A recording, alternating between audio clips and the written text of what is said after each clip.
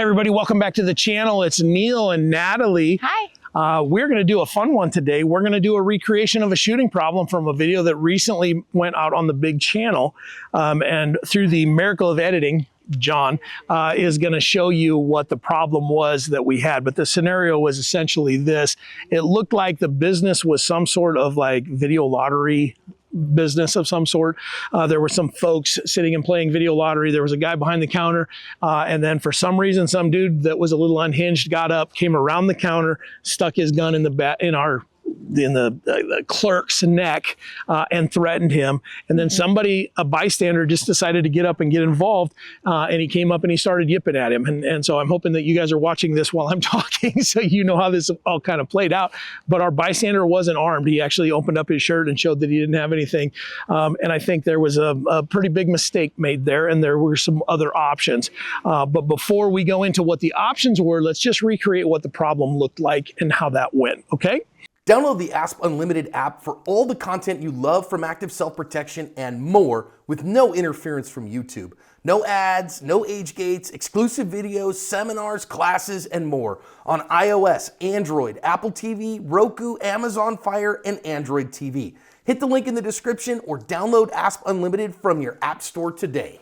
For this, Natalie, I'm going to play our bad guy. Chris, will you just get behind the camera and make it closer to me? So I'm going to play what the bad guy is. I'm not going to shoot, so we don't need any eyes and ears or anything here. In fact, I'm going to unload and show clear. Okay, so this is a clear gun. Everything is good. Ammo's over here.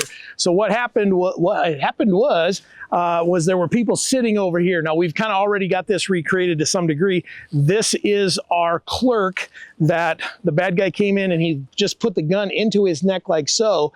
While he was threatening this person, whatever the threats were, we don't know because we don't have audio. I'm guessing he was putting him in his place because maybe there was some sort of verbal altercation or whatever. It didn't appear to be a flat out robbery because it looked like there was money sitting on the counter. But he was sitting here threatening this guy. At the point that all of this started going off, some folks that were sitting just on the other side of the counter playing video lottery, there was a man and a woman, and the man decided he was going to get up and come make a verbal challenge to a guy that had a gun out and was standing here just like this. Now, this guy is unarmed. We have to remember that. If somebody has threatened somebody with a gun, we have to believe that they're willing to use it and that lives are at risk. So if you're not armed, inserting yourself into that problem is a big mistake, I think, because how fast can this happen? The time from going from here to there is maybe less than a second, probably closer to half a second, about 0.5. We didn't see him put both hands on and swing, so it's going to be even faster. Now, there is a shooting problem that comes with that, and that you're probably going to overdrive, and hopefully he's going to miss. However, there's still a real gun in play with real ammo, and you're putting your life at risk. So are you going to put your life at risk for some guy making a split-second decision to shoot you or not? Because what we did see is after our guy here said, "I'm unarmed," and opened up his shirt and showed everything, what our bad guy did was then wing one up over his head into the ceiling. Now, I'm not going to shoot over the berm here because that's what that would look like. But if this guy was 4 inches taller, he would have taken one in the melon. And so that was the challenge that this guy is facing, is this. Click. That's all it was. Now, I'm going to put my ears in, and I'm going to do this live. Here, I'm going to put my ears in before I do that. So let's get our eyes and ears on. I'm going to actually shoot the actual, what happened or what could have happened. From here, this guy is literally he's in contact distance. He's got the gun on the guy's neck. Now, I think there was some opportunity for this guy too, and we'll explore that in a little bit. But from the hay, that's how long that would have taken. Now, we can do a beep and we can put that on a timer, but the timer adds about 0.25, and then my recognition of the beep and all of that. So these are decisions. The OODA loop, he's already at A. When he hears the hey, what's going on, he goes back to O, and he has to orient to what's going on and make a decision, but that can happen like that. It literally is, and you're laying there dead or bleeding. So the other option so what I'm going to explore is the one option that this guy had when our guy turned and threatened him with the gun. There was an opportunity for this guy to go hands-on. because the gun was out in front of him, in space in front of him. He could have gotten both hands on that arm and tackled that guy and wrestled him to the ground and done the 5Ds plus 1. And hopefully we've already got a bystander that's willing to get involved, that's going to come around the corner and dogpile on. But there is an inherent risk in that as well. But that is an option that this guy had when the gun was off of him. But you have to make that decision, and then when you do, you have to go. And so I don't fault this guy for not doing that, because in the moment, man, it was a scary thing when somebody's had a gun in your neck for a while. But now what I want to do is I want to reset all of this. We're going to turn around so we can be shooting down range, and we're going to put our guys on the other side so that we're going to test Natalie and let her decide how she would handle this. What would she do with that same shooting problem? And then we got a couple more shooters. They're going to go through and show you what their decision tree would look like, and what maybe the solution would have been for them. I'm going to move the camera around as Natalie does this. Chris is here, is going to be the bystander of the bystander. It was a man and a woman. The woman never moved, which I found interesting once shots were fired. But again, this isn't about them. This is about the decision. If you're going to get involved, what could you potentially do? So Chris is going to play the lady. You're going to play the person that decided to get involved. All right. And then you get to make your decision on what that looks like. I'm going to be behind the camera. And so we're going to have her take the seat that he was in. Are you loaded and hot? You got Yes. eyes and ears? Okay. All right, let's do it. You've heard the guy start making a bunch of noise, and there's something going on. Let's go. Get down.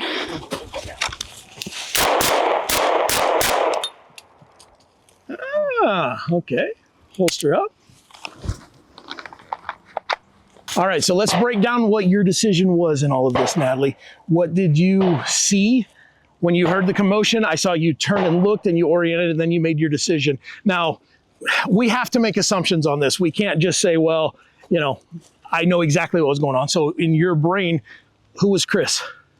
So in my brain, I'm out, hang out at a video lottery for whatever reason with my little brother, Cody. Gambling with your brother. Yep. Perfect. Yep. 10 of 10. Yep. So my idea was kind of, okay, there's noise happening over here. And I turned to make sure what was going on before, you panic and make your little brother panic as well. Yep. And then I don't know, I noticed in the video that, the man and wife, or the man at least, I feel like they would have walked towards the problem if they would have done it a little bit more like me. But my thought was, I'm not going to let Cody go near that issue. I'm telling him to go the other way. We're going to go find a back door. We're going to go find some other means of escape, because it also in my mind, I know that in reality, it would be a lot better for me to just walk away, because that's probably a barkeep that I don't know, a clerk that I don't know.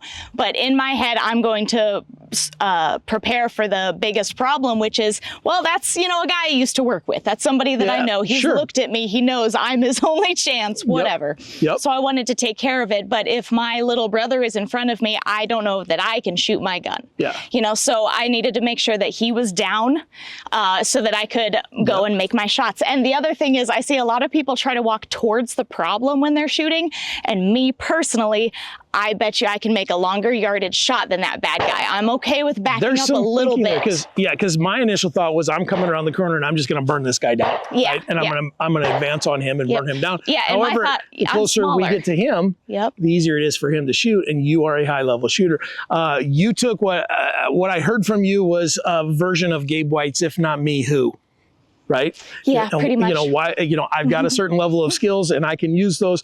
And for some reason I was in this position, and today I'm going to use those skills to defend somebody else. And I think that's completely admirable. The cognitive load that you had to go through of, hey, I've got Cody with me. And when she says little brother, he's bigger than I am, right? He's younger than she is, but he is a big fella. And if you know Cody, you know that you may have seen him on the channel shooting some with me. There's some challenges there as well. So chances of him getting down are probably low, but you did the right thing and said the right stuff to get him out of harm's way, and then you went and took care of the problem. Yep. So I think that's a completely acceptable way, and the problem was taken care of. As I saw the hits on that guy took some hits right to the high center chest, and you ended the threat. Something, and I just want to take one more second to say, my heart was beating so quickly thinking about it being Cody. You know, that just happens to me and you, I know, that I couldn't see my dot. I didn't know if my sights were on target, but I knew where my bullets were going to go if my fingers had the right pressure in the right spots. And so I just made sure that I was shooting the gun correctly, not that the gun was lined up with the bad guy, and that, you know, I tried to. So so that's an interesting take, because we see that a lot of times. People say, well, you're not going to see your sights on that day. Now, I would humbly suggest to you, you saw your sights. You've done enough work that you know what you saw, but in that moment, to look for them. That wasn't the thing that was in my, wasn't, I have to see my perfect sights and I have to dial in and all this stuff. I'm just going to trust the work that I've done, and I know my math, and I know that this, you know, 10-yard shot is a shot that I can make, with not necessarily with your eyes closed, but you understand, I can make that shot. That's why we do the training. That's why we start a lot of our drills at 10 yards. Yeah. So very cool. Well, thank you. Yeah, absolutely. Well done. I'm excited to see what everybody else does. So we're going to have Cara from Mantis come in and run this now. And Chris, will you be our bystander again? Yeah. I've got Cara here with me from Mantis, another good shooter that's going to make her decision. We've talked through this, and everybody got to watch the video, so they get to make their decision. You know, on that day, you're not going to have a video to reference. You're going to have to make the decision in a split second. However, Cara, we're going to have you just sit down in the chair. When I start, I'll start yelling trouble, trouble, trouble, or whatever. That's your recognition to turn and look and see what's going on. And then you show us what you would do. Okay. All right. Trouble, trouble, trouble. Get out, get out, get out, get out. Out, out, out, out. Okay. All right, perfect. Come on in here, Cara. Let's talk through that. That was one you almost never see that in a shooting scenario in training, because everybody wants to pull the gun and shoot. But the reality is that if you watch the video, the door was right there. And Cara actually asked beforehand, where was the door? And so I kind of had an idea that's what's going on. But that's a perfectly acceptable answer. You don't know those people. I don't have any responsibility to that person. Yep. It sucks. Yep. But I'm out. Yeah, I'm out. You don't owe them anything. They had the same opportunity to take all the training that you had. And the poor guy next to me, I just was shoving him out of the way. I was like, get out. Now, what I did like to see is that you didn't lead him out. You pushed him out because you're the defender, that if something happened and they recognize what's going on and decided to engage, you're still there to engage if you become the target. But again, another great option, you know, and again, you know, we don't know what's going on here. You don't know who the good guy and the bad guy is. All you heard was trouble, trouble, trouble, and now you're a third party inserting here. Who knows if that guy sitting there had a gun? You just don't know. And so I think that's a completely fair and good decision as well. I think what Natalie did is good and fair as well. She made a good decision with her scenario. With the scenario. I didn't know this person next to me. Yeah. So you weren't with Cody. No, I was not. Yeah. You just, you know what? I've got this person in my bubble. They're in my way. They're going with me. Yep. So very good. Thank you. Awesome. Not a problem. All right. Hey, we should have Chris Bean do this. So Chris, you've seen 2 runs of this thing. You got to be the bystander a couple times. Now it's your turn to actually solve this problem in a way that you would solve that. So we're going to have Natalie step in and take your role, your previous role. You were the person, when you hear trouble, trouble, trouble, turn and look and identify what's going on, and then you make your decision. Okay? All right, here we go. Trouble, trouble, trouble. Get out, get out, get out, get out. Go, go, go, go, go. You shot so fast, I didn't get the camera over on you.